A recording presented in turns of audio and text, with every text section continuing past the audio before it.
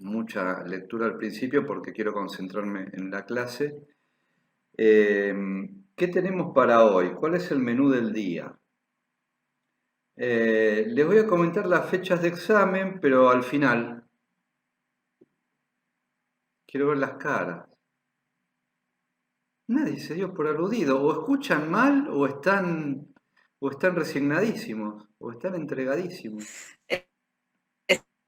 Exacto, escuchamos, pero bueno, O ¿qué sea que se le va a hacer? puedo decirle lo que quiera, no hay problema. No, ¿cómo es esto? No, digo no, díganlo ahora, profe. No, ahora Quedamos no, No, dentro de un paralizados, rato. profe. Dentro de un rato que haya un poco más de Bueno, silencio. Bien, bueno. no quiero terminar, quiero tratar de no terminar ni siquiera a las 10, aunque sea 10 menos 5. ¿Qué vamos a ver hoy? Vamos a ver, epilepsias y vamos a ver diencéfalo. Más que nada tiene que ver con tálamo, que es una formación muy importante del sistema nervioso central. Eso está para cuando se fijen en el módulo 232, módulo 232, ahí está el foro de consulta de la clase 9 y también está en el 231 y un par de ilustraciones de diencéfalo y tálamo también. Y en el 231 están habilitadas también los contenidos de epilepsias, que hay varios videitos con los distintos cuadros epilépticos y alguna otra información también, pero principalmente los cuadros epilépticos. Hay alguien que se llama clase 7, no sé quién es. ¿Qué más? ¿Qué más? Bueno, lo de fecha se lo voy a decir dentro de un rato. Tal vez después del recreo. Ahí está. Tal vez después del recreo. Así no se borran tanto. Y después del recreo, y después que dije eso se fueron todos. Bueno, vamos a empezar. ¿Quieren que les lea algo? Estoy leyendo un libro. No sé si. A ver si se ve. Que lo empecé hace rato, pero como me gusta leer varios libros juntos, es un problema. ¿Lo ven al revés o lo ven al derecho? ¿Me puede dar feedback a bien? Sí, se ve bien, profe. Sí, se ve. Bueno, no Perfecto. estoy absolutamente de acuerdo, nadie puede estar absolutamente de acuerdo con Sí, se nada, ve. pero no soy amigo de este señor, es más, es de la EOL, yo no soy de la EOL, ni lo seré, pero lo recomiendo, no tengo acciones en la editorial ni nada, pero lo recomiendo, si algún día les interesa lo que el psicoanálisis enseña a las neurociencias. ¿Por qué les digo esto? Aparte de entrar en clima y ya somos 44, buenísimo. Porque cuando... se los comparto si quieren, si no, no, está todo bien. Quería leerles un par de párrafos. ¿Quieren? Sí, profe. Ok. Bueno, hay dos que dijeron, hay uno que levantó el dedo, otro que dijo sí, bueno, listo, ya está. Sí, tengo el silencio. Un poco para bonus track, ¿no? Agreguemos un poquito de más todavía valor a esto que estamos haciendo. ¿Por qué? Porque estamos viendo, se me ocurrió, estamos viendo temas muy médicos, ¿sí? A mí me encanta la medicina, estudié medicina, es parte del programa, lo que tenemos que ver. Pero como siempre digo, y como nosotros tenemos un enfoque social, como siempre, ver todos estos temas, principalmente los que estamos enfocados hoy, que son tan médicos, son necesarios, creo yo, para nuestra formación como profesionales psicólogos, para poder ver cuadros, para poder saber de qué estamos hablando, de qué se está hablando con otros colegas, incluso de otras carreras. Pero no perdamos de vista el enfoque biopsicosocial, ¿sí? Y esto que les voy a leer tiene mucho que ver con lo psico, el autor en la cita que hace de Freud, cita a un artículo de Freud que es algunas consideraciones con miras a un estudio comparativo de las parálisis motrices, orgánicas e histéricas, que está en el tomo 1 de las obras completas de Freud, editado por Amorortu.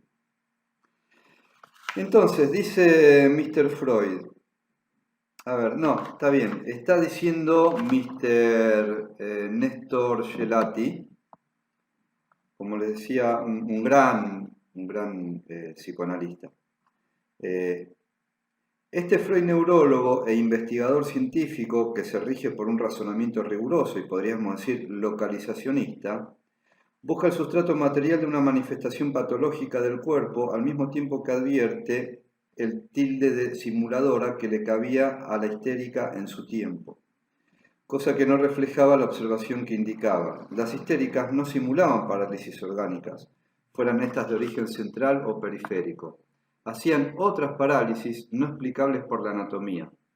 Si hubiera una lesión en las histéricas, esta lesión debe ser por completo, y acá la cita, independiente de la anatomía del sistema nervioso, puesto que la histeria se comporta en sus parálisis y otras manifestaciones como si la anatomía no existiera, como si no tuviera noticia alguna de ella, dice Mr. Freud.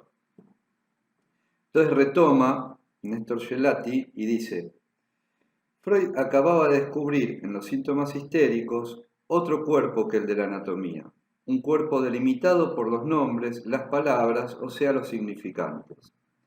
Se produce una deslocalización, ya no se trata del cerebro y de la anatomía nerviosa, se descubre otro lugar, no físico, que Jacques Lacan llamará lugar del otro de los significantes, de donde proviene lo que Freud llama el sentido vulgar popular, el nombre que llevan los órganos. Dice luego: la temprana observación de Freud se mostró grávida en consecuencias. A través del síntoma histérico se reveló que el cuerpo humano no se reduce, o para decirlo más taxativamente, no es el organismo. Este extraordinario y temprano artículo de Freud permite contrastar la perspectiva neurológica, la de la materialidad de lo que llamamos organismo, con la dimensión del cuerpo, construcción simbólica, que responde a otra materialidad, la del significante. Y mucho más adelante, y ahora les voy a comentar por qué les comparto todo esto, dice: la investigación neurobiológica supone que su objeto es un órgano fundamental del cual dependen las funciones cognitivas propias del ser humano. La sorpresa la da lo que damos en llamar sujeto, cuando sus distintas manifestaciones irrumpen, los efectos que el investigador no puede o no sabe cómo incluir. Creyendo que se lo pudo excluir, se lo ve retornar de manera sorpresiva.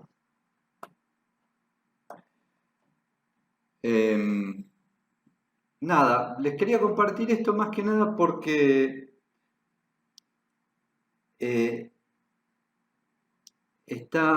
es importante poder saber todo esto que tiene que ver tanto con lo biológico, pero el cuerpo no es solo el organismo, ¿sí? Hay un cuerpo orgánico y hay un cuerpo del psiquismo, por decirlo de alguna manera.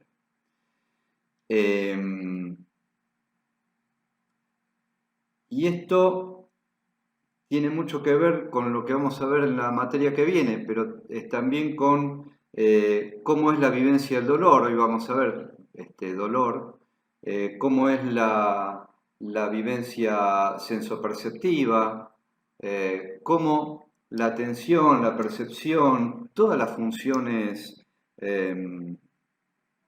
superiores están moduladas y modificadas por el aparato psíquico.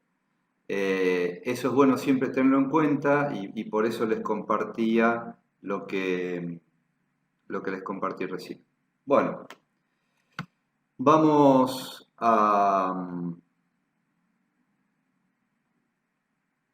compartir pantalla.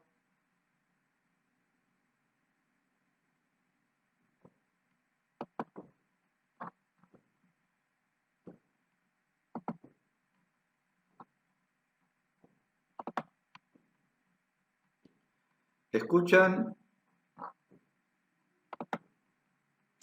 Sí, perfecto. Sí, se escucha. Ok. Sí,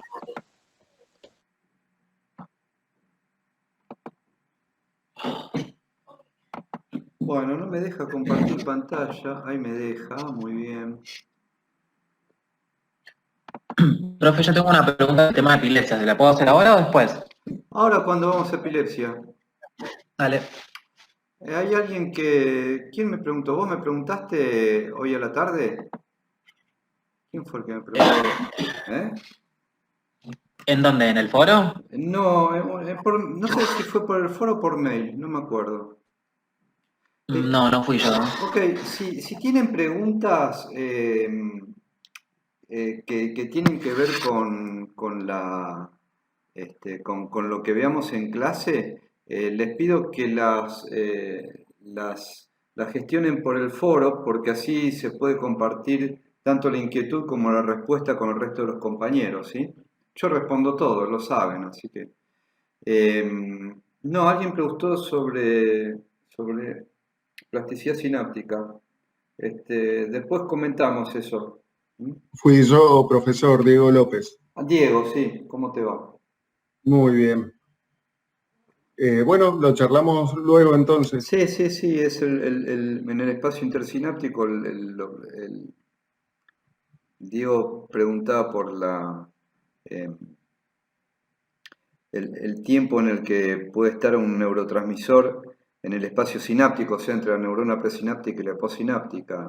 O sea, desde que sale el neurotransmisor de la presináptica, digamos, para estar en esa zona donde se puede unir al receptor de la neurona postsináptica.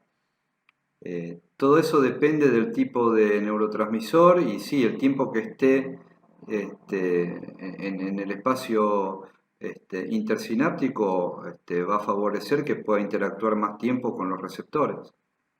Muchísimos Ok. medicamentos funcionan de esa manera. Lo que pasa es que todo depende de, como les decía en un momento, me detengo un poco en esto porque lo iba a decir después, pero bueno, lo digo ahora. El mecanismo de acción de distintos fármacos depende o está o tiene que ver con que el fármaco puede asemejarse a un neurotransmisor sin tener los mismos efectos, entonces se une al receptor de la membrana postsináptica, pero sin generar efectos, por lo tanto no deja unirse al otro neurotransmisor. Entonces estaría inhibiendo la función del neurotransmisor, porque ocupa el lugar que tendría que ocupar el neurotransmisor. Otros fármacos, ¿cómo funcionan? Y provocan que la presencia del neurotransmisor en el espacio sináptico dure más tiempo, y ahí depende de lo que ocurra también. Y después todo esto depende si el neurotransmisor habilita o promueve respuestas excitatorias o inhibitorias. ¿Sí? No sé si se entendió.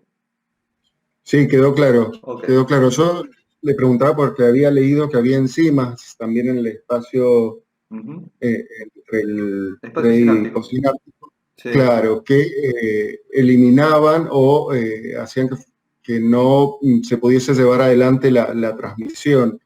Entonces me quedaba la duda si mientras más tiempo permaneciera el neurotransmisor en el espacio sináptico, menos posibilidades o más posibilidades tenía de transmitir la información.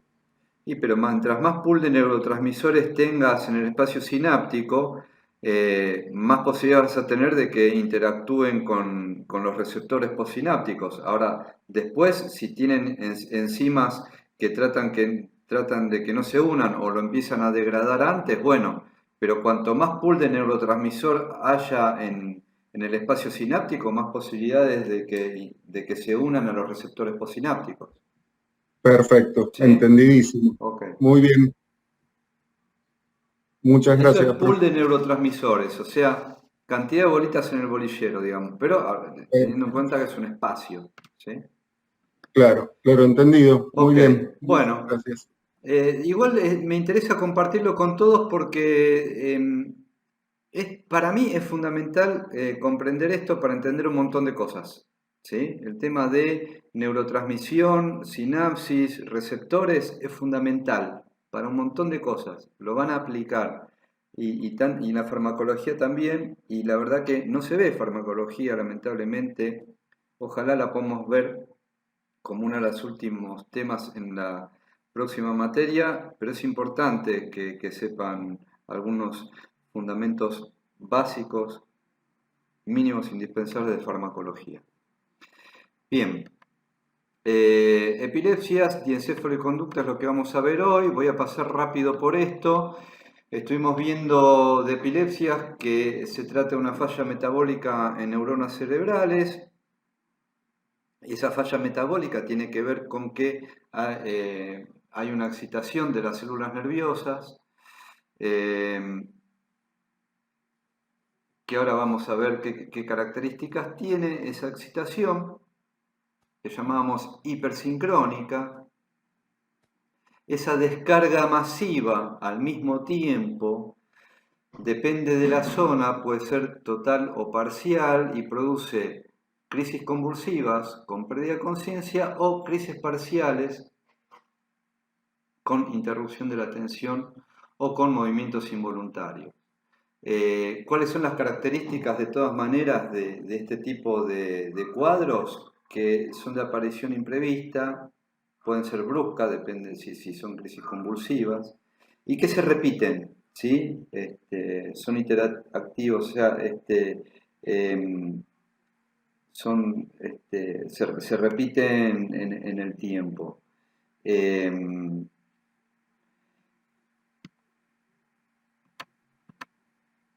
Y si lo vamos a definir de alguna manera, la idea principalísima, y esto por eso lo destaco tanto visualmente como oralmente, un grupo de neuronas descarga hipersincrónicamente. Es decir, las neuronas afectadas descargan todas juntas al mismo tiempo, ¿sí?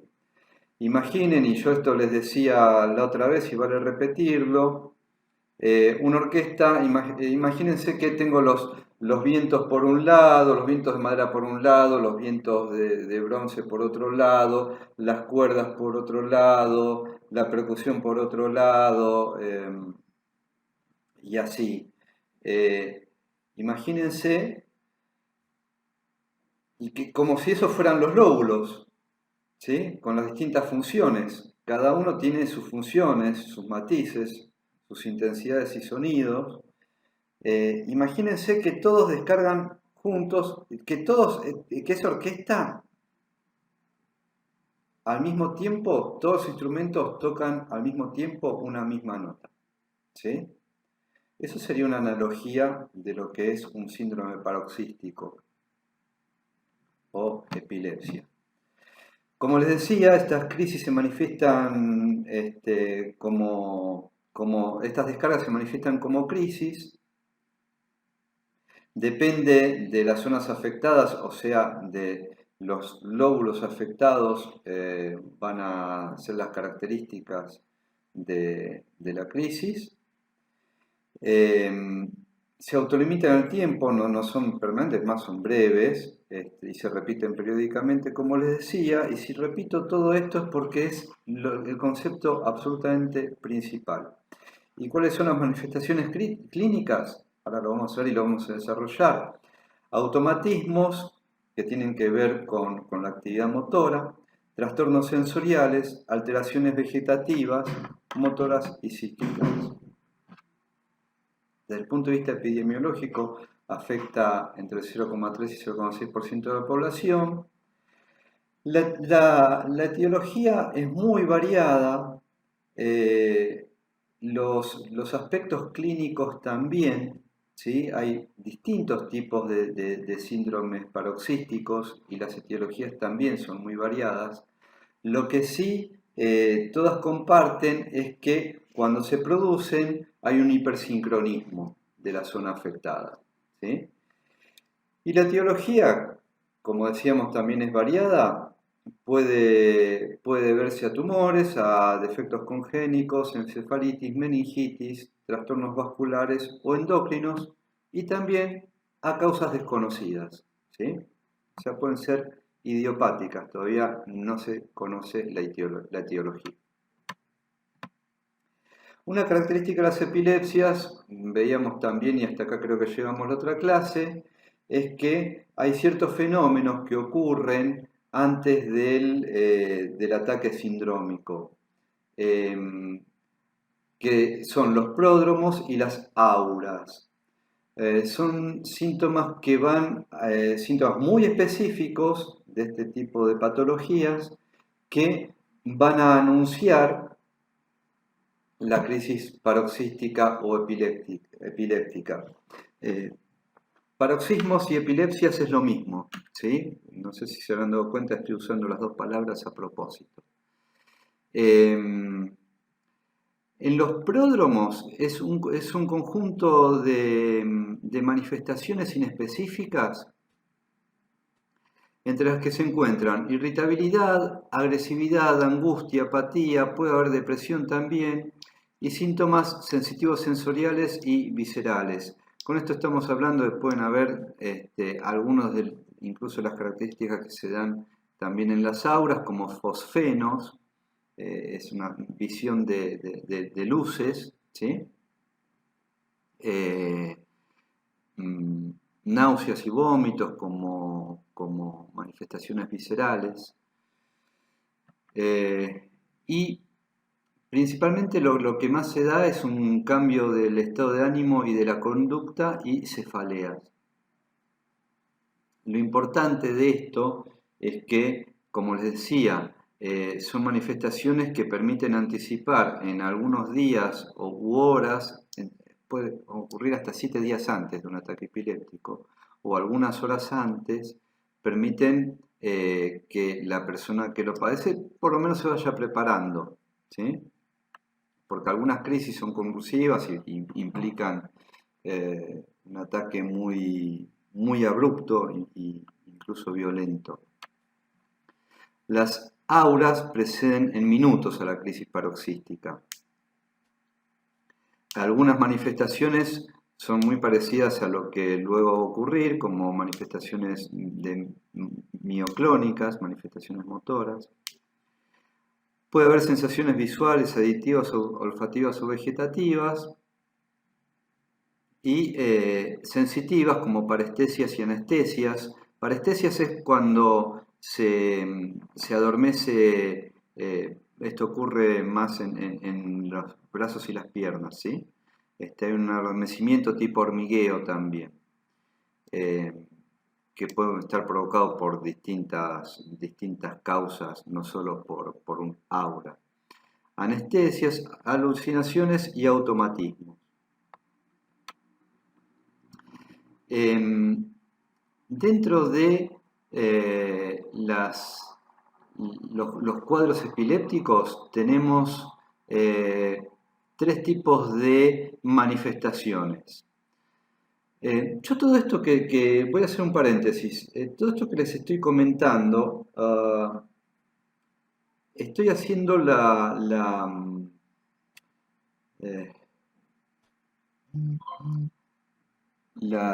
estoy tomando la decisión de mostrárselos por video y que les quede el resumen, pero y comentándoselos también para que ustedes, un poco como si quieren, ampliando lo que ustedes pueden ir leyendo y en algún momento cuando quieren interrumpir de algo que no se entiende, lo podemos ir viendo, porque la idea de dar la clase de esta manera y no subida como un video es que pueda haber cierto grado de interacción en el momento que lo estoy dando, ¿sí? Y por supuesto voy cortando después de algunos temas o subtemas. Por lo cual vayan anotando algo que les interese o que quieran preguntar. Porque si no, leer un PowerPoint, la verdad que no me parece que agregue valor.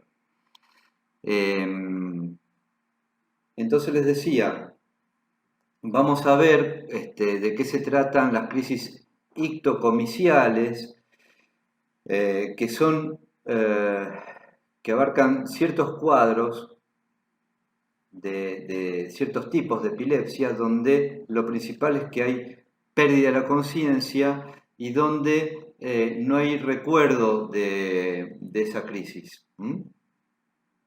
Y el estado convulsivo es generalizado. En cambio, las crisis parciales o gradocomiciales afectan a un área del cerebro y no son tan violentas, si se quiere, ¿sí?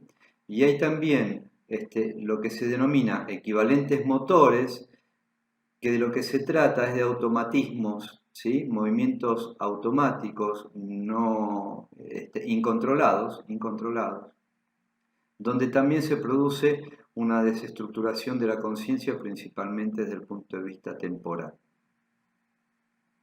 Y donde hay puede haber algunas experiencias de despersonalización, porque se ven afectadas áreas que tienen que ver con el sistema límbico o con, por ejemplo, el lóbulo temporal. Si no van a preguntar, apaguen los micrófonos, por favor. ¿Sí? Yo le quería preguntar a qué se hace referencia con gran mal y pequeño mal. Ahora lo vamos Que no a me ver. acuerdo. Ahora vamos a Listo. ver. Coming soon. Sí, coming soon. Esto es una especie de... Voy avanzando de a poco. Ustedes ya se habrán dado cuenta, tengo una manera de explicar lenta, a veces aburrida, por lo menos yo me aburro, y uno de ustedes me lo ha comentado y yo estoy totalmente de acuerdo, pero voy explicando de a poco y de manera, como son también los temas, acumulativa, ¿sí? Entonces, voy presentando y desplegando y vamos acumulando. Así les va quedando. Porque después, como son básicamente vagos, el 80% de ustedes, se los digo porque no les puedo ver las caras. ¿Sí? Claro, todos san. Entonces, qué sé yo, ¿viste? Después que no tengo el libro, que no pude estudiar, acá tienen todo. Y es más, les voy a tomar sí o sí lo que está acá. Así que mínimamente esto lo tienen que estudiar. Tienen el resumen casi hecho, déjense embromar. Bueno, volvamos. Importantísimo esto. Características de la personalidad epiléptica. Esto que están viendo en este momento,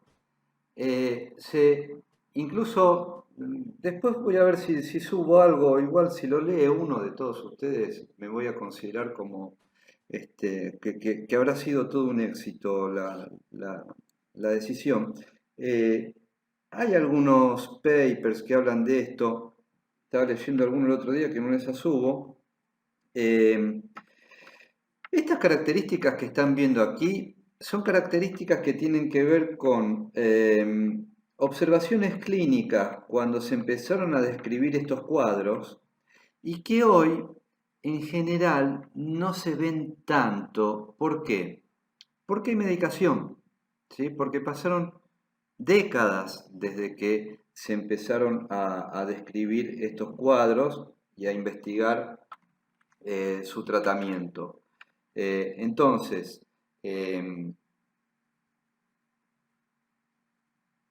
de todos modos, no es, quizás, y de hecho pueden ustedes conocer casos, yo conozco algunos casos de o pacientes o personas que uno conoce que pueden tener o han tenido crisis epilépticas, pero que no tienen ninguno de estos síntomas, ¿sí? Absolutamente ninguno.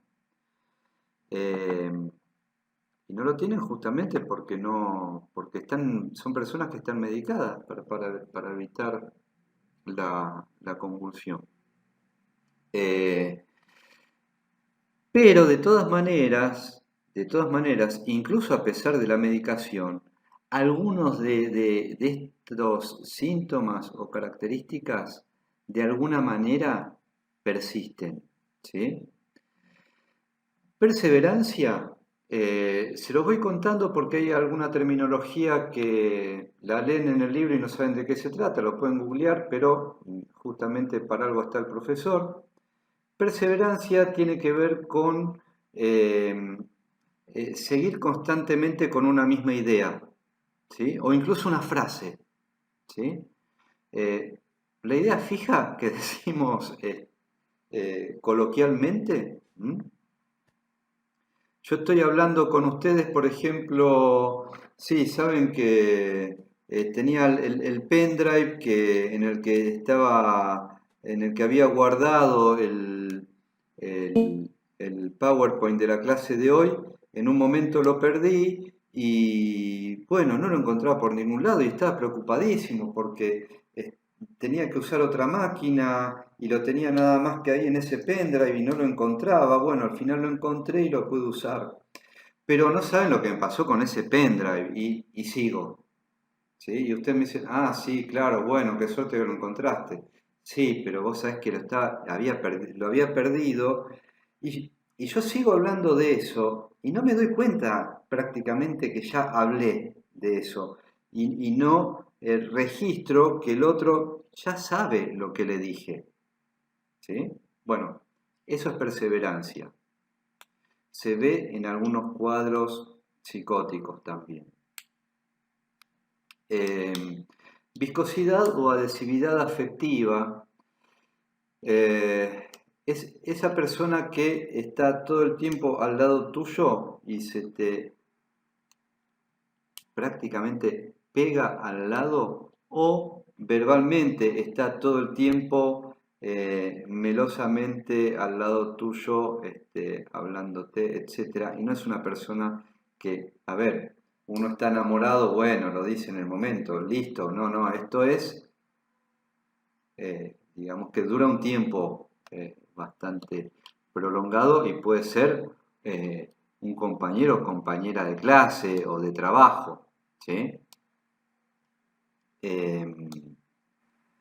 Donde se juega mucho también la sensibilidad de estas personas, ¿sí? Porque uno a veces, si no sabe esto, puede pensar que sin dimensionar que es un problema que lo afecta desde lo orgánico, es incontrolable, ¿sí? Bradipsiquia, este es un tipo de palabra que vamos a usar bastante a partir de ahora. Bradi, griego, ¿sí? Bradi, lento, taqui, rápido, psiquia, idea o pensamiento, ¿sí? Bradipsiquia, bradicardia, bradipnea, ¿sí? Bradipsiquia tiene que ver con lentitud en la elaboración ideativa.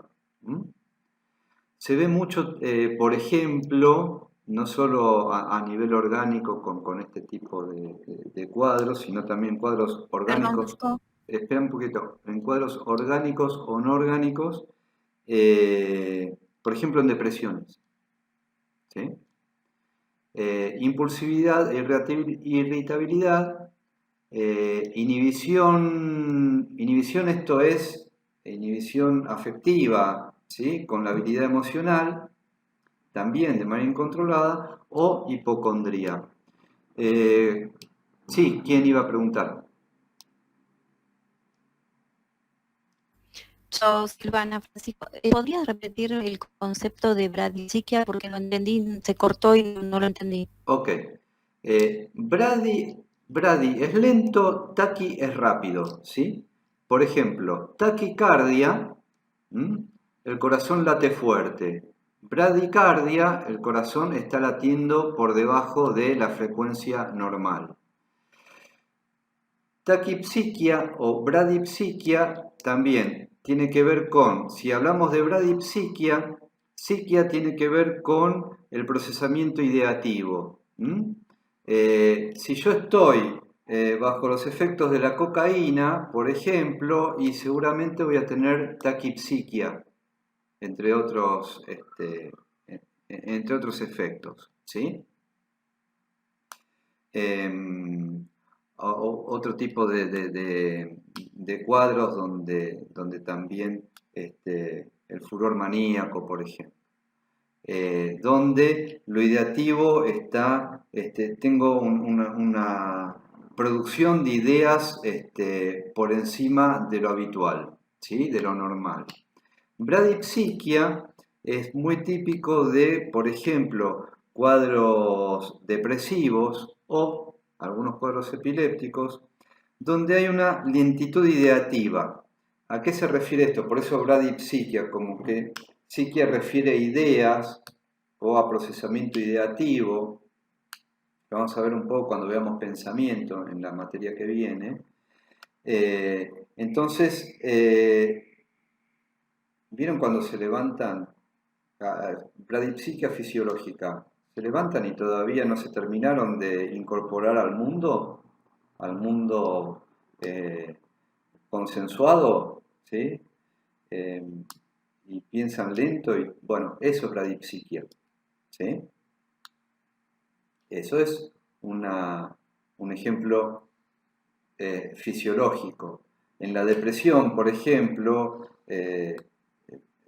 la bradipsiquia se da como parte del cuadro depresivo, ¿sí?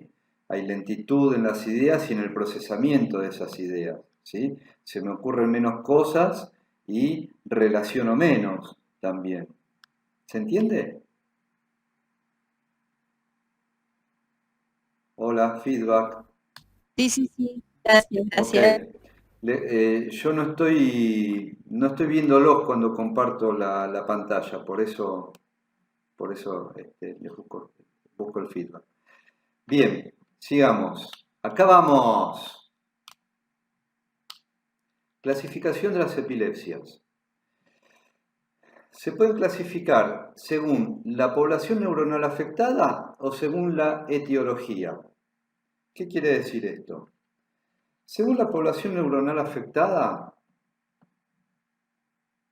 yo esto lo quiero dar lo quiero dar como clase así por videoconferencia, porque si no se desesperan si lo ven solos. Según la población neuronal afectada, ¿se acuerdan cuando veíamos demencias? No tiene nada que ver, pero ¿se acuerdan cuando veíamos demencias, que hay demencias localizadas y otras que son más masivas? Bueno, esto sería más o menos el mismo concepto. Cuando la población neuronal afectada es toda la población del encéfalo, todas las neuronas del encéfalo, bueno, entonces hablamos de crisis generalizada, ¿sí? Y cuando es una región del encéfalo, es una crisis parcial, focal, porque está circunscripta, como hacían una pregunta en el foro el otro día, circunscripta a una región, ¿sí? En las crisis generalizadas, lo que se da, y es lógico porque es una crisis generalizada, es pérdida de conciencia y amnesia posterior a la crisis, ¿sí? Que puede ser convulsiva o no la crisis. Eso lo vamos a ver, por eso gran mal y petit mal. ¿Y por qué esto? Justamente porque son todas las neuronas afectadas, ¿sí? Por eso se da pérdida de la conciencia y amnesia posterior. En las crisis parciales, como no están afectadas la totalidad de las neuronas del encéfalo, no hay pérdida de conciencia. Y las características de la crisis van a depender de la población neuronal afectada. Entonces, esto tiene que ver con si la crisis es generalizada o parcial. Además de eso, la crisis, según la etiología, ¿se acuerdan siempre que etiología es origen, ¿sí? Causa primera, no es exactamente eso que es el concepto aristotélico, pero etiología es qué es lo que origina la patología, ¿sí? Puedo clasificar también a las epilepsias, según la etiología, en idiopáticas, sintomáticas y criptogénicas. Idiopáticas quiere decir que por más que tenga yo un cuadro muy claro del tipo de epilepsia que se trata, y que tenga unas características muy precisas de comportamiento del electroencefalograma durante la crisis, incluso antes de la crisis también, en algunos casos, no tengo certeza etiológica, ¿sí? Es decir, hay algunos tipos de síndromes paroxísticos que no se sabe la causa. Están muy identificados, el cuadro, incluso el tratamiento a veces, ¿sí? Tratamiento más sintomático que no se sabe muy bien todavía, aunque no se conozca la causa, funciona. No hay total certeza en todo caso de cuál es la etiología, ¿sí? Pueden haber causas concurrentes en esa etiología.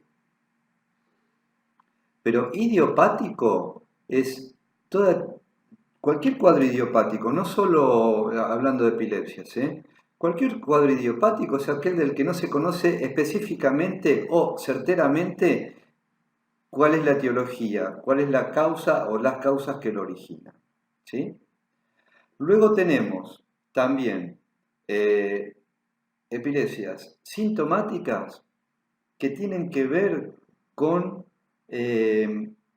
epilepsias causadas secundariamente a la acción de una anoxa que afectó la corteza, ¿sí?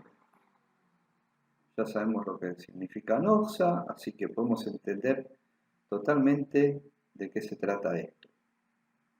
Y si no, les pido que hagan el esfuerzo porque es parte del aprendizaje. Criptogénicas, si muchos lo podrán asociar a esto, cripto, ¿qué quiere decir? Tiene que ver con todo lo que está oculto, ¿sí? ¿Vieron cuando se habla de criptografía incluso todos los desarrollos informáticos que tienen que ver con blindar el acceso a un programa o los códigos de comunicación? Se usaban mucho en la Segunda Guerra y tuvieron que ver con el avance computacional incluso. De criptografía para enviar mensajes que si eran interceptados por el enemigo no podían saber o tenían que investigar mucho para saber de qué se trataba. Bueno, cripto quiere decir que el origen es oscuro, ¿sí? Que la etiología no es conocida, no es como las idiopáticas que no hay certeza, ¿sí? Hay 1, 2 o 3 causas concurrentes, no sabemos cuál de ellas en mayor medida o no, pero bueno, hay alguna idea. Acá, en las criptogénicas, no tenemos idea de la etiología. Y una vez que incluso no hay tanta definición del cuadro, ¿sí? Cuando yo puedo empezar a definir un poco más el cuadro, puede pasar, por ejemplo, al principio, cuando el paciente tiene los primeros manifestaciones y todavía no se sabe bien, no hay cierta regularidad en las manifestaciones, entonces no se puede describir cierto patrón todavía. Cuando se va empezando a identificar ese tipo de cuadro, entonces, en ese caso, ese cuadro pasa de ser criptogénico a ser sintomático, por ejemplo. Porque, bueno, claro, no sabía bien por qué se debía, pero tenía que ver que es una secuela de una anoxia que había afectado la corteza, entonces por eso se pudo determinar después de algunos estudios, ¿sí? Entonces, resumiendo, según clasificación internacional es esto, ¿sí? Después de varios consensos científicos, médicos, clínicos y psiquiátricos. Las epilepsias se clasifican de dos maneras: por la población neuronal afectada, generalizadas, afectan a todo el encéfalo, o parciales, afectan a un área. Y según la etiología, pueden ser idiopáticas, no hay certeza de cuál es la etiología, sintomáticas, secundarias a la acción de alguna anoxia que afectó la corteza, o criptogénicas, etiología totalmente desconocida. Ahora, el tema es, y acá viene la parte divertida, que espero no se desesperen, todos hemos sobrevivido a esto, se los puedo asegurar. Yo puedo hacer, digamos, un cuadrito de doble entrada, que de hecho lo agregué para esta clase. Y puedo hablar de crisis generalizadas idiopáticas, crisis generalizadas sintomáticas y crisis generalizadas criptogénicas. Y también ocurren crisis parciales idiopáticas, crisis parciales sintomáticas y crisis parciales criptogénicas. Las crisis generalizadas, o sea, que afectan todo el encéfalo, pueden ser o idiopáticas, o sintomáticas, o criptogénicas. Son distintos cuadros. Y hay crisis parciales que afectan parte del encéfalo. Algunas son idiopáticas, otras son sintomáticas y otras son criptogénicas. ¿Se entiende la idea abstracta? Ahora vamos a ir a los ejemplos. ¿Puedo hacer una consulta, profesor? Sí, ¿quién es? ¿Quién habla? Luis habla. Luis. Sí, Luis, ¿qué tal? No me quedó claro entre la diferencia, lo que aplicaste en el cuadro anterior, entre idiopáticas y criptogénicas. Habías dicho que la idiopática tenía causas posibles y la etiología de la criptogénica eran aún no conocidas. O sea, Sí. podríamos unirlas, o hay alguna cosa que las diferencie más. Es que en las No me quedó criptogénicas claro. yo no tengo, en la criptogénica el origen me es totalmente oscuro, no lo puedo descifrar. ¿Sí? Algo críptico es algo que no se puede descifrar. Sí. ¿Sí? Entonces, no tengo la menor idea de la causa. Ninguna idea de la causa. ¿Sí? En cambio, la idiopática, puedo barajar algunas causas posibles, pero no tengo certeza de cuál o cuáles son. ¿Me Claro. explico? Está bien. Ok. Esa es la diferencia Sí. entre Es un idiopática y criptogénica. tema de concepto. ¿Cómo? No, es como una diferencia de concepto. Yo la tenía, claro, se me confundían las dos, por eso no la llegaba a entender. Bueno, gracias. Perfecto. No, por favor. Bien. Entonces decíamos que las crisis generalizadas, hay algunas que son idiopáticas, hay algunas que son sintomáticas y hay algunas que son criptogénicas. Las crisis parciales, algunas son idiopáticas, otras son sintomáticas y otras son criptogénicas. Y acá vamos. ¿Se acuerdan lo que veíamos en este cuadrito? ¿Sí? Vamos a hablar ahora de crisis generalizadas que son idiopáticas. ¿Sí? Por eso les puse acá. Generalizadas idiopáticas. ¿Sí? Hay generalizadas idiopáticas que son convulsivas y hay generalizadas idiopáticas que son no convulsivas. Entonces, ¿cuál es la característica de una crisis generalizada idiopática convulsiva? Afecta a todas las neuronas del encéfalo, tiene una causa no muy precisada y se manifiesta con convulsiones. ¿Se entiende? ¿Sí? En general, este tipo de cuadros tienen un fuerte componente genético. Entre las crisis generalizadas idiopáticas convulsivas encontramos el gran mal. El gran mal es un cuadro, tiene otros nombres también, un cuadro paroxístico en el que cursa con pérdida de conciencia, típico de las crisis generalizadas, convulsiones generalizadas, tanto de tipo clónico como tónico. Sí. Entonces, si yo estoy hablando de crisis generalizada idiopática convulsiva, ya sé que hay pérdida de conciencia, porque es generalizada y que va a tener amnesia posterior al desarrollo de la crisis. ¿Sí? Que va a tener convulsiones generalizadas, ya lo sé también, porque es una crisis generalizada y es convulsiva. ¿Sí? ¿Y qué es? ¿De tipo clónico o tónico? Clónico quiere decir, después lo vamos a ver en los ejemplos. Hay ejemplos subidos en el módulo 231, sí. Yo también les voy a compartir un videíto con los distintos cuadros. La verdad que no es muy lindo de verlo, pero está bueno compartirlo. Los movimientos ¿Puede ser que lo haya subido ya al Canvas, profe? Porque yo vi algo hoy.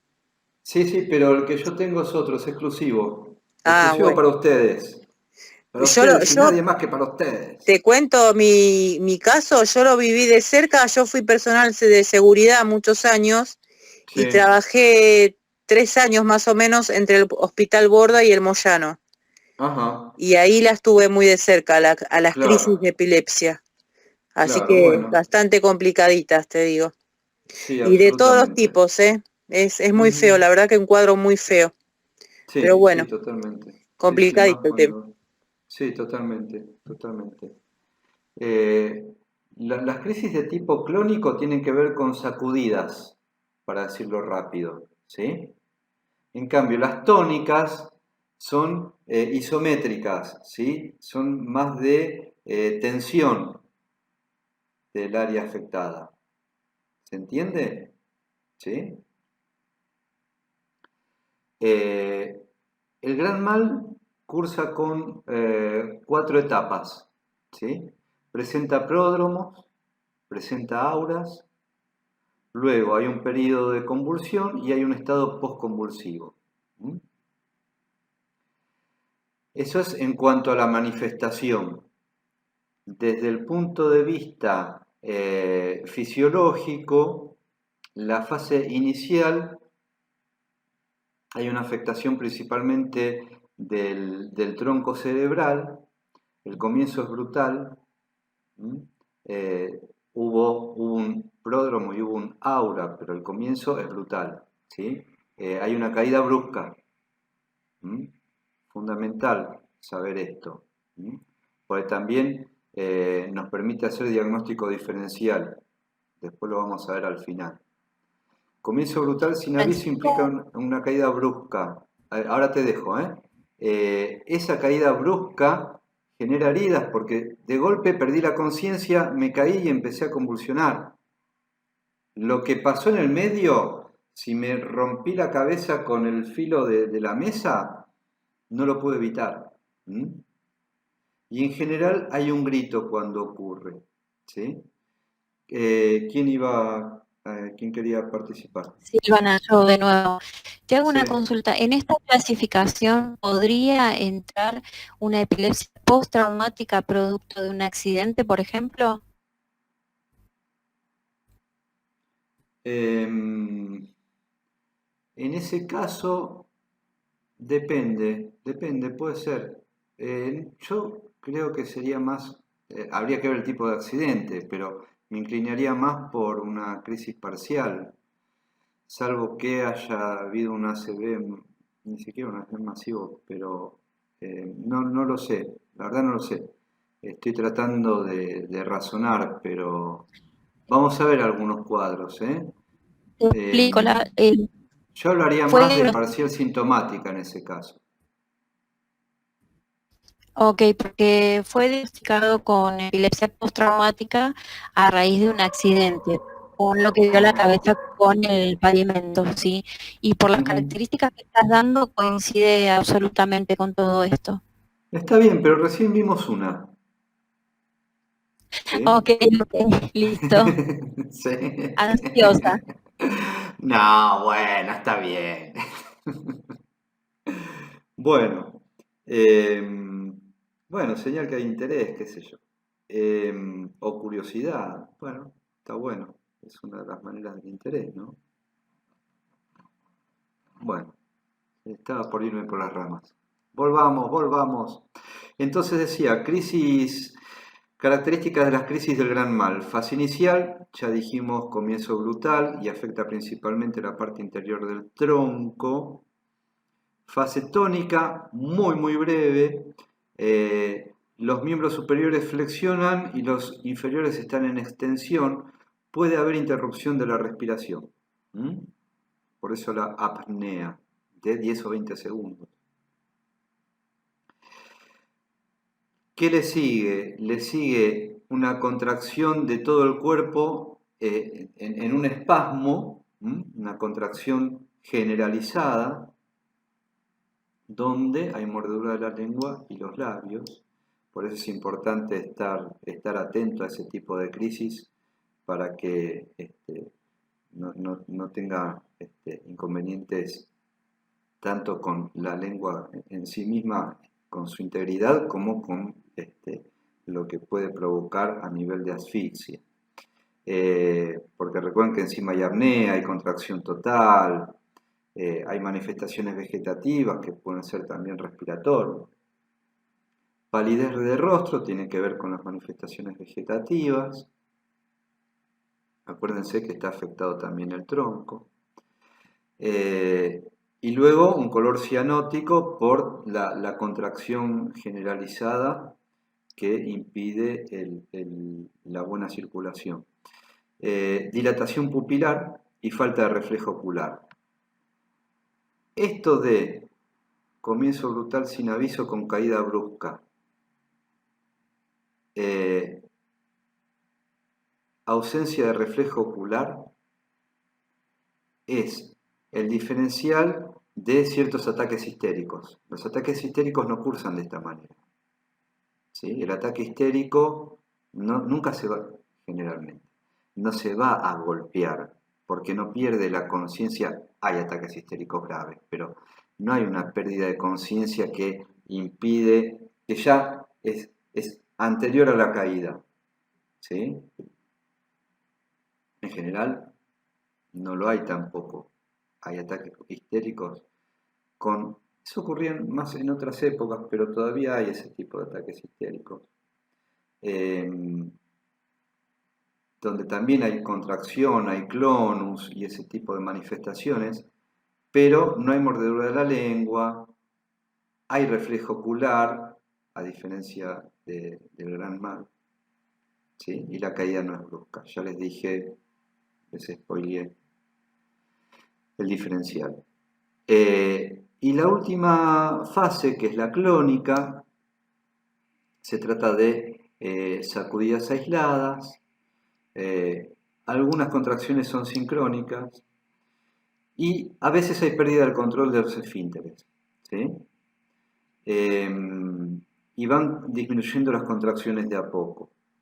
Luego hay un estado postconvulsivo donde se va recuperando la conciencia y el sujeto está totalmente flácido después de toda esta descarga masiva.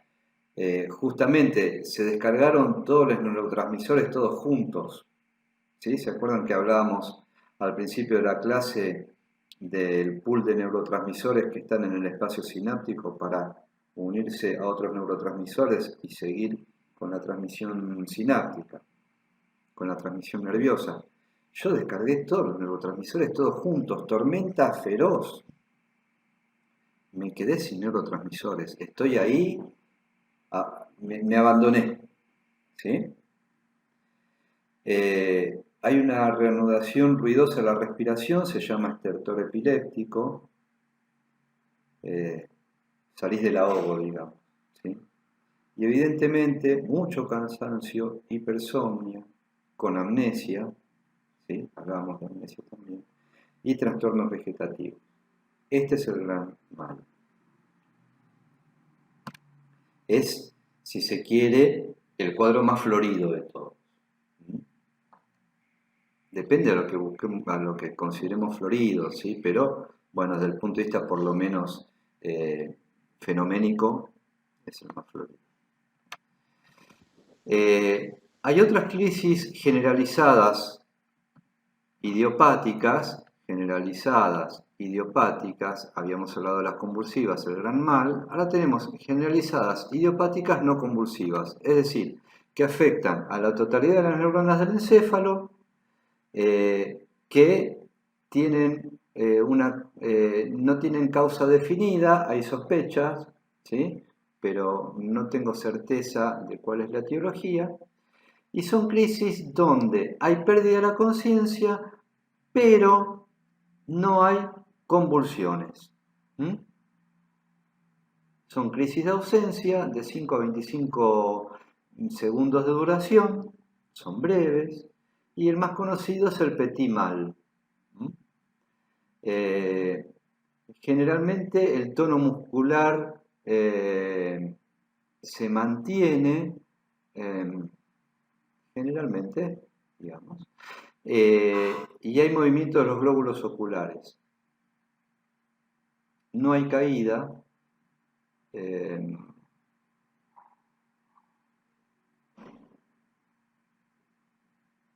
La verdad que, bueno, esto está así. Yo creo que a veces sí hay caída, por ahí perdí la conciencia.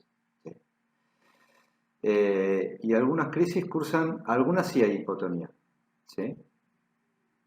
Y hay fenómenos vegetativos, por ejemplo, a nivel de náuseas, vómitos o pérdida de control esfinteriano.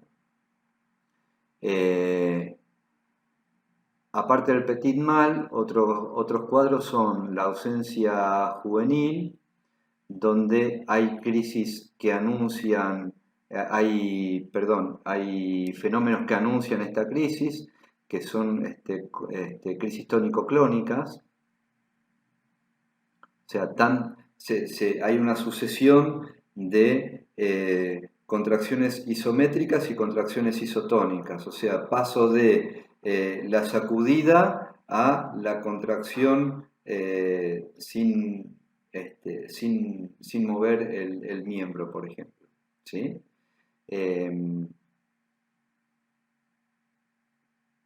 La epilepsia mioclónica juvenil, donde se caracteriza por episodios mioclónicos bilaterales.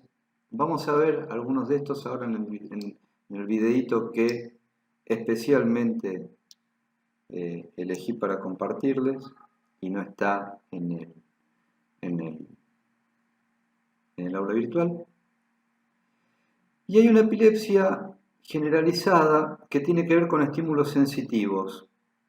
Y esto hubo, en una época, los que tienen ciertos años lo van a recordar, porque había ciertas luces en algunos boliches o en algún dibujo animado, anime japonés, frente a una exposición intermitente lumínica, se despertaba una crisis generalizada, ¿sí? De tipo no convulsivo.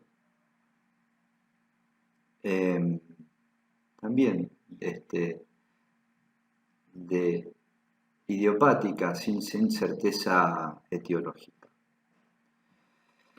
Bien, tenemos también las crisis generalizadas, pero que son sintomáticas. ¿Sí? O sea, crisis generalizadas, acá tiene que ver con la pregunta que hacían hace un ratito. generalizadas, o sea, donde está afectada toda la población neuronal del encéfalo, y es secundaria a alguna otra noxa que afectó, o sea, es un efecto posterior a una noxa que afectó el encéfalo. Este tipo de epilepsias se presentan con mioclonismo, o sea, movimiento clónico, muscular clónico de los miembros, y también puede haber crisis tónicas y ausencias. Tónicas quiere decir crisis donde en realidad son crisis, bueno, si hay ausencias, bueno, hay que ver, hay ausencias con crisis tónicas y ausencias con crisis hipotónicas. Síndrome de West, por ejemplo, es secundario a una encefalitis. Por eso son sintomáticas, porque son secundarias a una patología que afectó previamente el encéfalo. Las crisis son espasmódicas. Hay, bueno, no les voy a ir con algunos temas técnicos. Y como secuela puede dejar un retardo mental severo.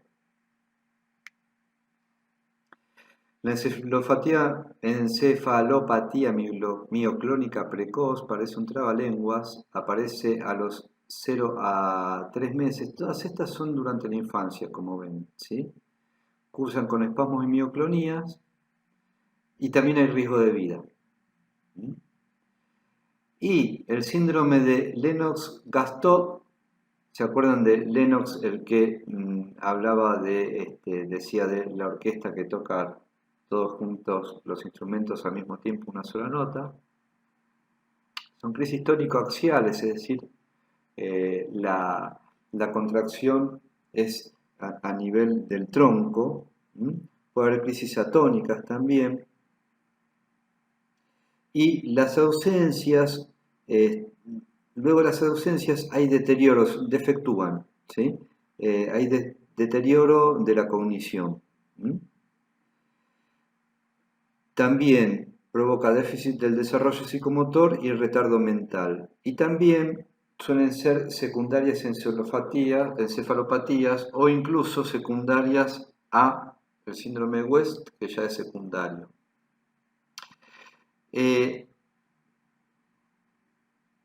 Un tema interesante, no sé si se les ha ocurrido, si estuviéramos en clase les diría para que levanten la mano,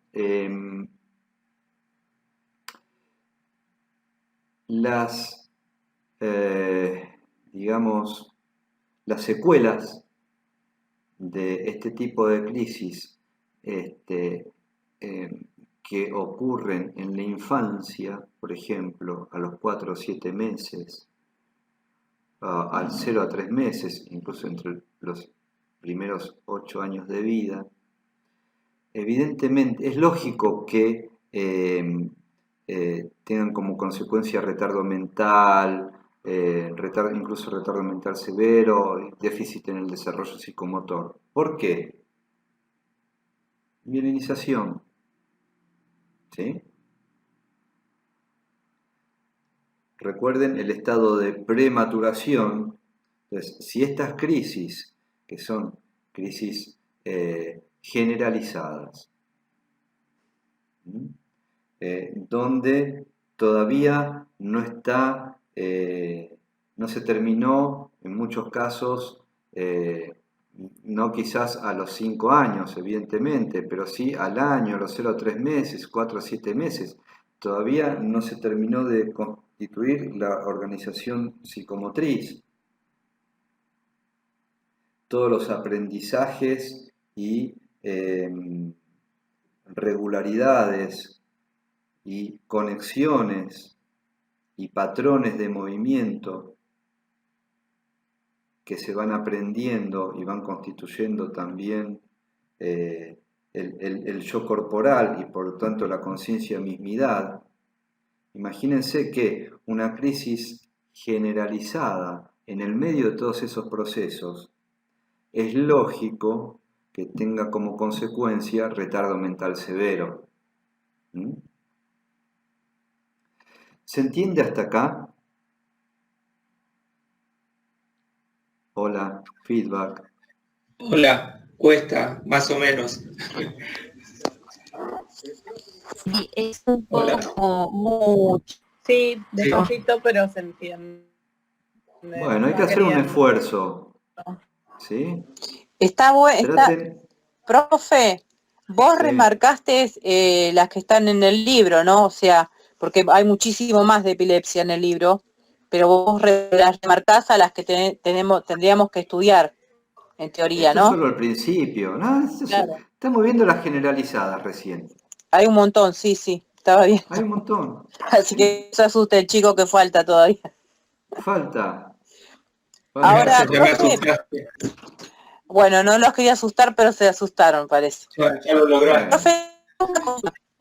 Con el Sí. tema de la epilepsia, ¿no? Sí. Respecto a lo que es todo lo que tiene que ver con esta patología, qué difícil que es y porque lo tengo cerca, cuando un familiar tiene epilepsia y la familia es cristiana. ¿Por qué? Porque muchas veces lo tratan, digamos, desde la iglesia, Sí, ¿no? claro. Sí, sí. Con todo lo Sí, que sí, está totalmente. poseído, no sé si te habrá pasado, pero yo lo he visto. Está poseído, no acuden al médico y tratan de, obviamente, eliminar al diablo. Con el tema de la iglesia, cuando esa persona por ahí lo que necesita es una medicación, una contención, ir al psiquiatra, ir a hacerse todos los estudios correspondientes y obviamente se pierde muchísimos años y tiempo, ¿no? Tratando Sí, sí. de curarlo por ese lado, cuando leyendo un poquito más y estudiando un poquito más se sabe que esto puede ser que no digo que no, puede pasar, pero se pierde mucho tiempo en contener a esa persona, ¿no? Sí, claro. Sí, sí, sí. Sí, sí, porque el ethos, es decir, el- hay factores culturales y hay factores, Claro, todo esto de los síntomas sí, que adquiere, sí, digamos, la claro, patología, sí. la baba, el Ujú, tragarse la lengua, el por ahí a ujú. veces de la excitación misma o cuando no tienen el tema de que se traba la lengua, el que te quieren hablar y como que la voz le sale más gruesa, ¿viste? Claro, sí, sí, El totalmente. golpe, los golpes, el Ujú, tirarse la cabeza para atrás, decís, ¿cómo puede ser que haga esto? Está poseído, está poseído. ujú, Bueno, claro. pero Sí, sí, sí, sí. es Eh, terrible. Francisco, Ujú. Sí, una consulta. Eso que está diciendo ella con respecto a lo religioso o a lo cultural podría ser lo biopsicosocial. sí, claro, totalmente, totalmente. Sí, totalmente.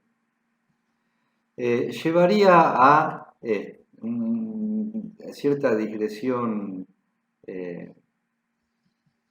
desde el punto de vista de lo que es el conocimiento científico incluso. Eh, Todo depende del modelo mental que yo tengo para explicar un fenómeno.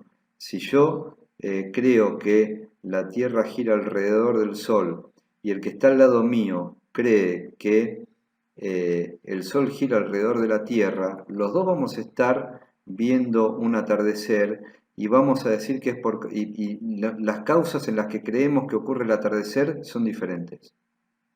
Y vamos a estar viendo el mismo fenómeno. ¿Sí? Aprovecho este comentario porque esto, para que no se morfen que Freud sacó todo de la observación clínica. Es una burrada, por más que lo diga el 90% de los psicólogos. ¿Sí? Es una burrada, porque todo depende del marco teórico y todo depende de las creencias. Y además también hay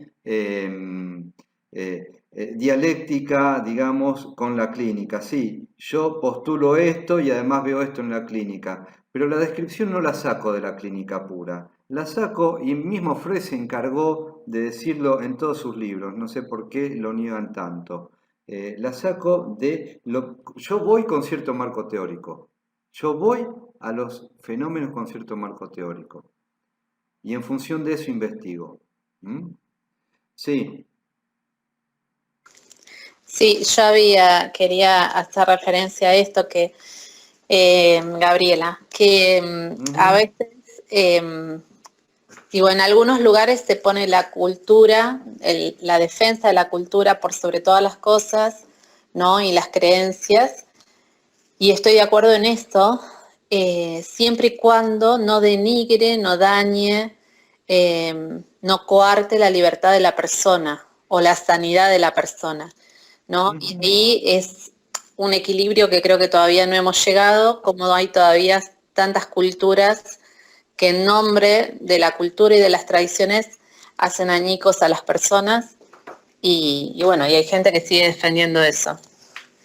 Y después concuerdo, por supuesto, que todo pensamiento es ideológico. Uno siempre se para desde la mirada, desde el sistema ideológico que tenga, que está compuesto de lo que estudiamos, de nuestras experiencias, de nuestras creencias. Sí, sí, Y desde ahí observamos. Totalmente. Sí, sí, sí. Sí, todo esto es lo que... Profe, ¿le puedo hacer una pregunta? Sí, dale. Cortita, todas estas epilepsias que aparecen en los primeros meses o años de vida, ¿pueden traer aparejadas autismo? ¿Tu nombre? Pamela. Pamela. Alguien me hizo una pregunta la semana pasada parecida.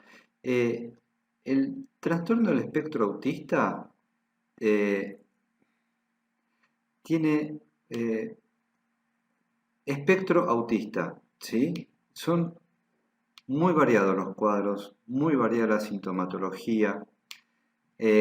Algunos sostienen que hay etiología orgánica, otros sostenemos que la mayor parte de los casos la etiología es psíquica, por decirlo de alguna manera, y que puede estar afectando lo orgánico en todo caso, y a veces pueden concurrir tanto lo orgánico como lo psíquico. Pero no te sabría decir si hay concurrencia de epilepsias durante la infancia y trastorno del espectro autista, no lo sé. No te voy a decir algo que no sé, no te voy a inventar. Hay veces que hay que aprender a decir no lo sé. ¿Sí? Lo podemos investigar. Pregunto porque conozco una persona que tiene o que padece o padeció, no sé, encefalopatía, lo estoy leyendo. Encefalopatía. Ahí está. Sí. Y al mismo tiempo tiene autismo. Por esto pregunté, nada más, gracias. Está bueno, está perfecto. Está bueno hacer preguntas. Bueno, hemos tenido una pequeña digresión, aunque no lo crean, hemos hablado de epistemología. Y es interesante, yo antes hablaba mucho de epistemología cuando las clases eran presenciales, porque está presente en cada una de las sesiones con nuestros pacientes.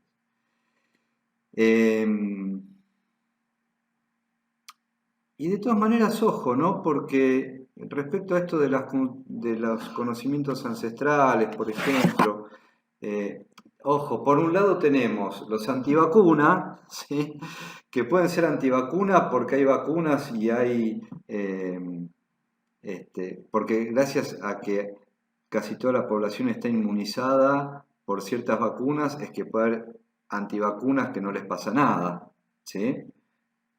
Porque está erradicada la enfermedad, por ejemplo.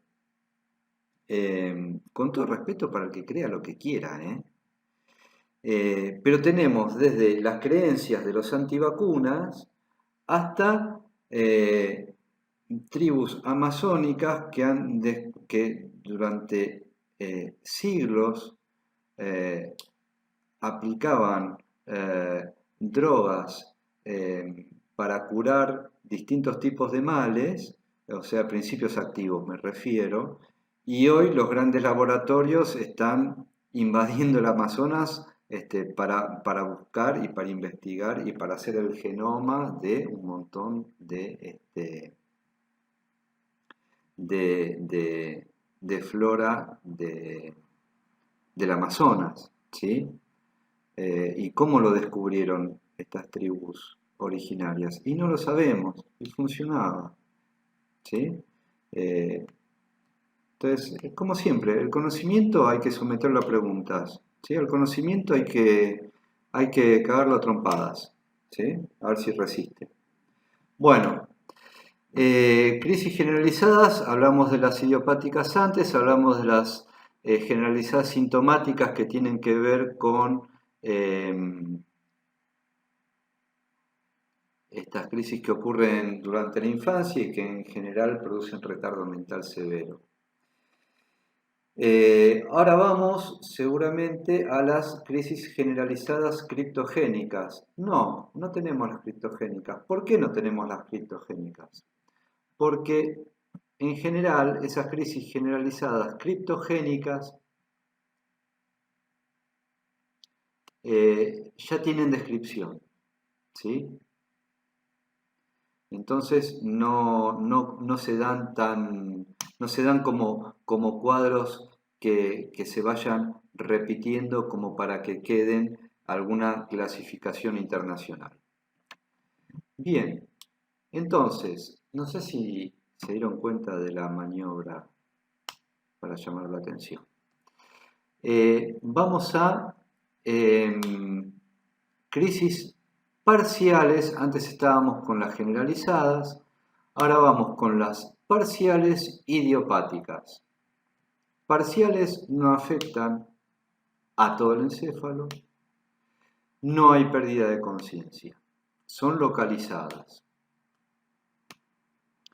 Una de las típicas es la que se conoce como crisis jacksoniana, donde está afectada el área 4 de Brodmann. Qué pocos que lo recuerdan, sé que hay pocos que lo recuerdan, lo sé. Y sé que hay alguno que otro que lo recuerda y en este momento se está acordando y se está autofelicitando y lo bien que hace. Área 4 de Brodmann, motilidad de la cara, mano, antebrazo y brazo. ¿Sí? Entonces, descarga hipersincrónica en el área 4. ¿Ven que el conocimiento es acumulativo en esta materia? Epilepsias parciales benignas de la infancia se llama. Aparecen alrededor de los 2 años, perdón. Depende en general, una de las más conocidas es la del área 4 de Brodmann. Hay otras áreas y hay partes del área también que pueden estar afectadas. Suelen remitir en la pubertad o en la adolescencia sin secuelas. Generalmente igual hay se ensaya el tratamiento, no es que remiten así solamente. Pueden estar acompañadas por terrores nocturnos, trastornos del aprendizaje y alteraciones del comportamiento, pero no presentan daño neurológico ni déficit intelectual. Por lo tanto, esto de trastornos del aprendizaje es relativo, ¿sí? Porque a diferencia de las crisis generalizadas sintomáticas, las crisis parciales idiopáticas no presentan déficit intelectual, no presentan daño neurológico. Cuadros, epilepsia focal rolándica, se presentan durante el sueño y concurren con motilidad de los músculos de la cara. Epilepsia con paroxismo occipital, por lo tanto, todo lo que tiene que ver con el procesamiento visual, por eso hay fosfenos, alucinaciones e ilusiones, y suelen estar acompañadas con automatismos y migrañas. Y hay una epilepsia primaria de la lectura, que afecta el área parietotemporo-occipital, ¿se acuerdan? Un área terciaria, ¿sí?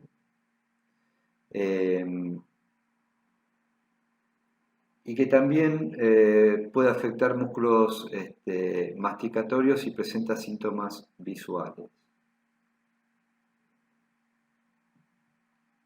¿Se acuerdan el área terciaria, parietotemporo-occipital de asociación? ¿Sí? Bien.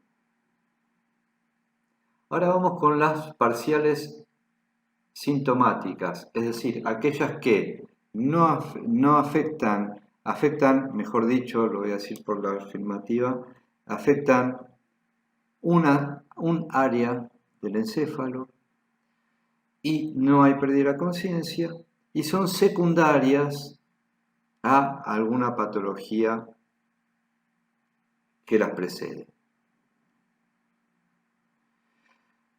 Una de las más conocidas es la epilepsia del lóbulo temporal, que justamente por sus características de interacción con el sistema límbico puede tener manifestaciones psíquicas y conductuales.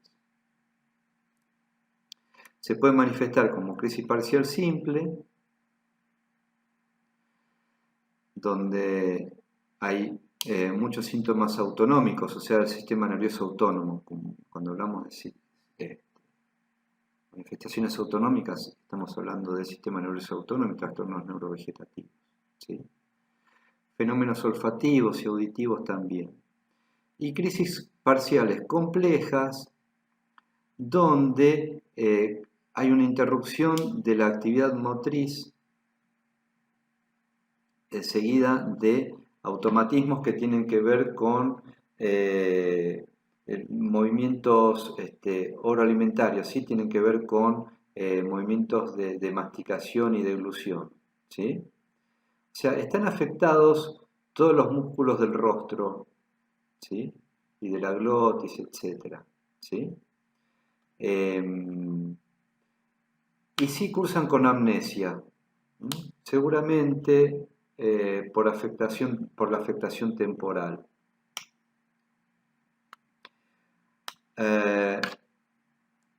Otro tipo de crisis son la amígdala hipocámpica, donde no hay fenómenos sensoriales auditivos porque no hay compromiso del lóbulo temporal, y crisis temporales laterales, donde evidentemente cursan con alucinaciones auditivas y también visuales, y también con vértigo y parestesias. Otra de las características que me había olvidado de comentarles de algunas crisis epilépticas, de varias crisis epilépticas, no de una en particular, hay algunas crisis generalizadas idiopáticas, por ejemplo, donde también hay incluso secuelas de vértigo, ¿sí?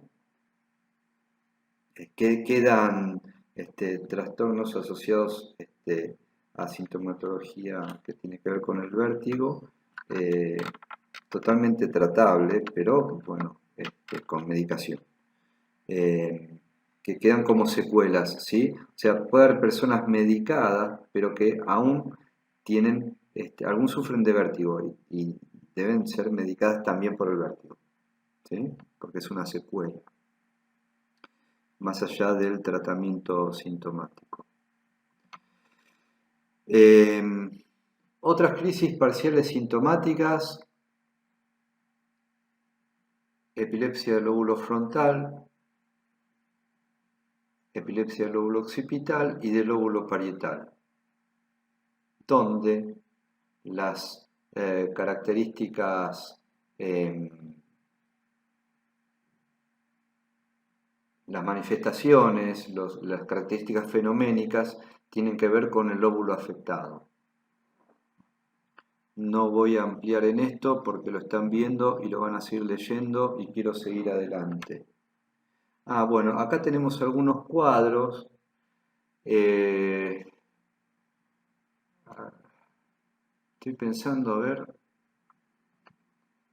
Quiero ver algo, Ahora vamos con esto.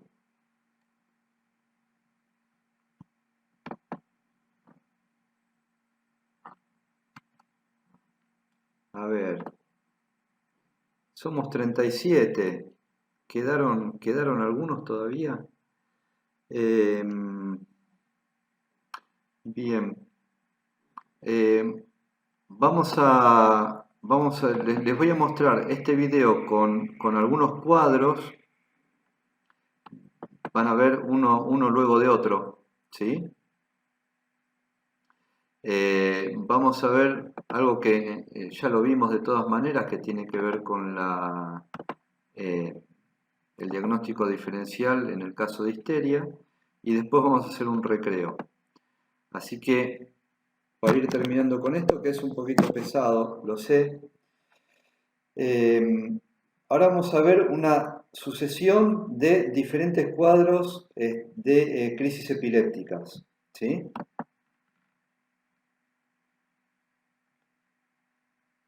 Acá tenemos una crisis parcial simple.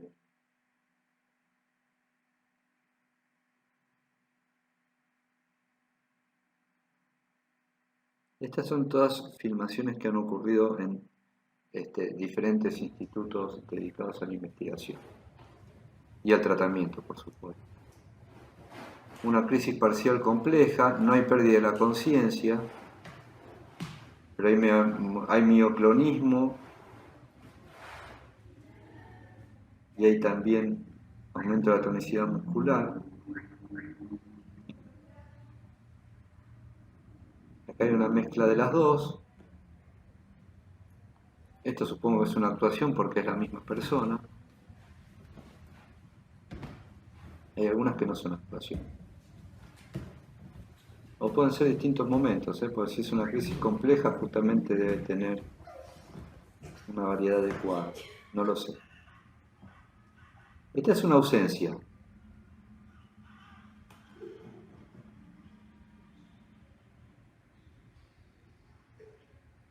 Se le apagó la tele, ¿sí? Y volvió.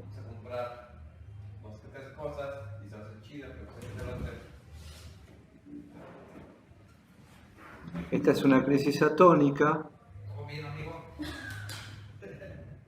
Y díganme si no se puede golpear. El tipo está ahí porque está sentado, pero se puede haber golpeado si estaba parado.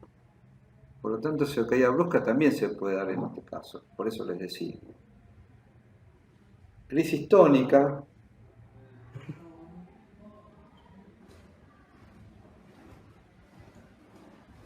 Y esta es tónico-clónica. Además de lo tónico están las sacudidas.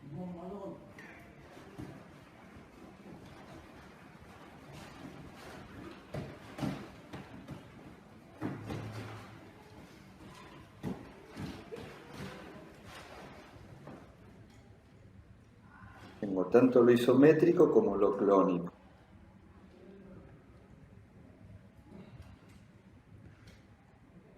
Entre el brazo y la mano, eso es tónico en este momento. En el momento hubo movimientos clónicos.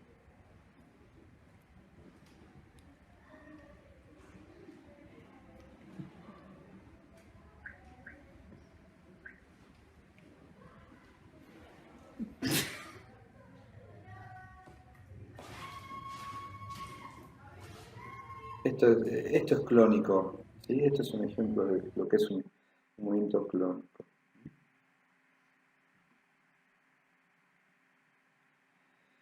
Bien. Termino ahí. Bueno.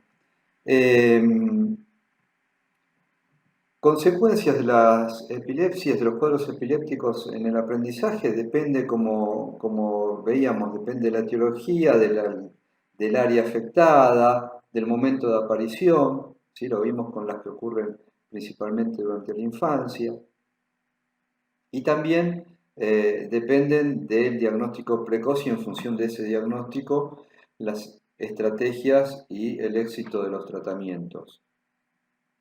Y como les decía, el diagnóstico diferencial respecto de el ataque histérico cuando tiene esos el tipo de histeria que tiene que ver con el clonus, la diferencia es que el ataque histérico es de larga duración, no es breve como la crisis epiléptica, La caída no es brutal, no hay mordedura de la lengua y se mantiene el reflejo ocular, pero sí puede haber pérdida de conciencia. Bien, siendo las 20:16, vamos a hacer un recreo, si les parece, porque esto fue bastante arduo. Vamos a hacer un recreo facultativo, como si estuviéramos en la facultad. Y nos vamos a ver dentro de media hora. ¿Les parece? A las 20:45.